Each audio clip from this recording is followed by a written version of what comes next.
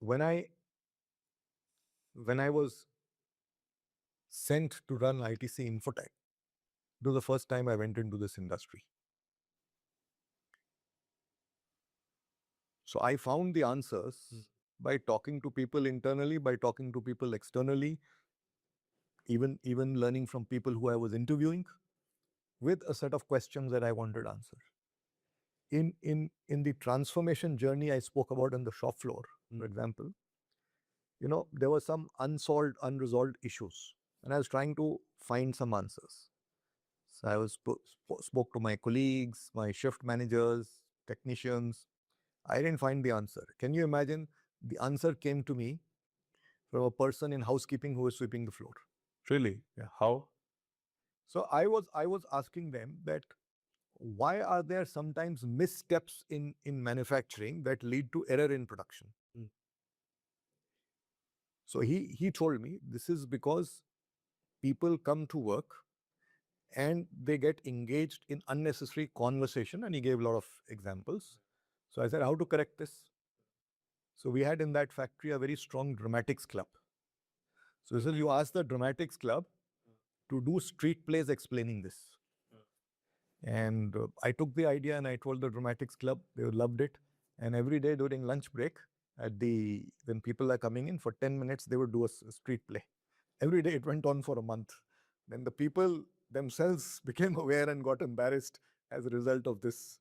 This is happening. Wow, that's So very interesting. A very it came from different a guy way. who's sweeping the. Yeah. So And even the idea of change was quite unique in the way to communicate that. yeah. So it's that's one. And the last I want to talk about my lesson has been that trust is the most critical asset. As a leader, as a company, you'll get true followership.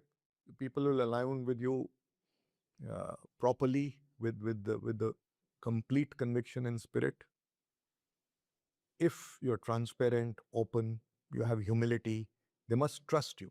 Trust is the most critical asset in any organization, or any for any organization, for any individual, for him to muster people, for him to align organizations. I think trust is the most important asset. So let me stop there. No, I must ask you, we are sitting here today at the Virginia House in Calcutta. It's forever been the ITC headquarter. In the last 50 years, many companies have left Calcutta, and it's a statistic that has gone around, but it is something that we also know. Why have you chosen to keep ITC in Calcutta? Why would I want to leave Calcutta? It's a good place. People are nice, and I think it's a great place to work in. You get good talent here. You have good academic institutions. Of course, we recruit pan-India, and we have people coming from all over the country. So ITC is not, headquarters have not changed. I mean, there's no reason to do that. There's nothing wrong with Calcutta. Of course, I mean, other places also have their opportunity. So as we have grown, many businesses are headquartered outside of Calcutta. Our foods business is in Bangalore, paperboard in Hyderabad, our education business is in Chennai, hotels is in Delhi, agri-business is in Guntur. And that was also deliberate because, with the distributed leadership, you also want to give empowerment and freedom. You don't want to be stepping on somebody's toes every day, walking into his office and telling him to do this. So that's deliberate also. So in a way, yes, we are here because no reason to go. And in a way, some of our growth is also being distributed. So it's both. How are you looking at the West Asia crisis impacting India, and particularly, do you see a significant change in the geopolitical dynamics, India's position, the consumption pattern, and where the economy is headed because of that? See, Indian economy is in a strong footing.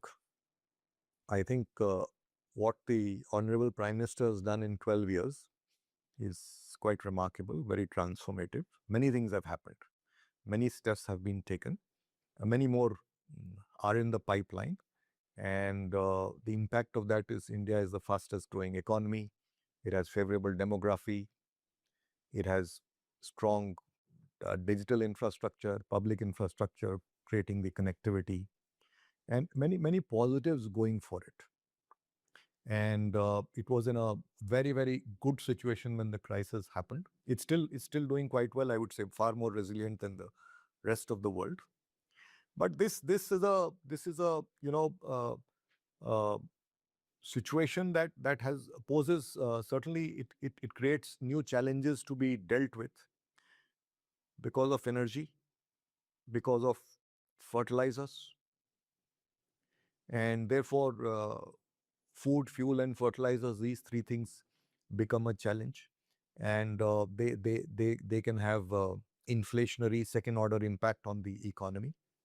I think the government has managed that also well. The inflation that has happened so far, I mean, there's some things have inflation has happened, but it's far more contained than the rest of the world. The rest of the world, the impact has been far more serious. It's a challenge to be navigated. I think it's being navigated by the government in the best possible way, I would put it there.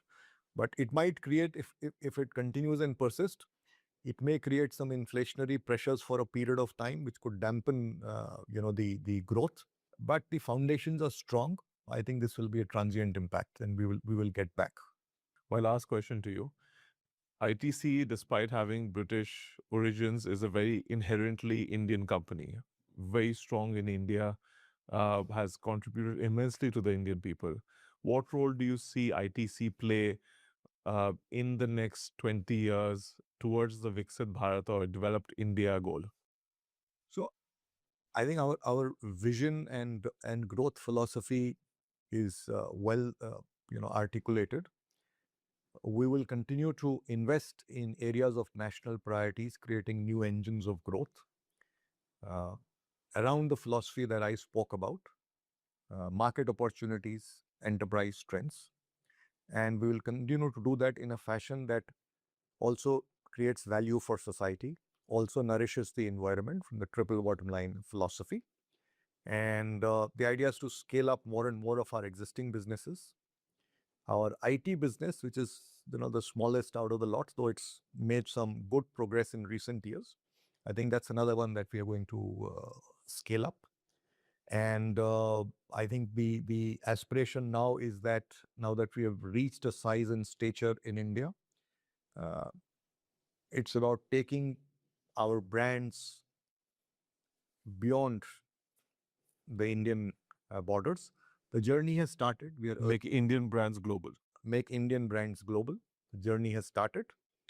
Uh, it's a nascent stage, but that's the thing that ultimately we would like to, dominate over a long-term period. I mean, this is not something that probably that I will ever see, but at some point of time, I think the whole vision would be that how is ITC over a period of time going to dominate the shelves of uh, various retail chains and shops across the world? How will our packaging and how will our agri products be used across the world? How will our agri produce find a, like the Prime Minister says, one product on every plate?